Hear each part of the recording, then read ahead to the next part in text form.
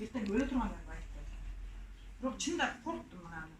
Анан адамбыз да дагы жүрөрүз. Анан ушул компаниянын продукциясын ичип отуруп 3 ай ичкенимден кийин мына мен 18-декабрда катталсам, январдан баштап, январ, февраль, март ичип, мына 20-апрелде дагы түштүм да, ошону ичкенимден кийин.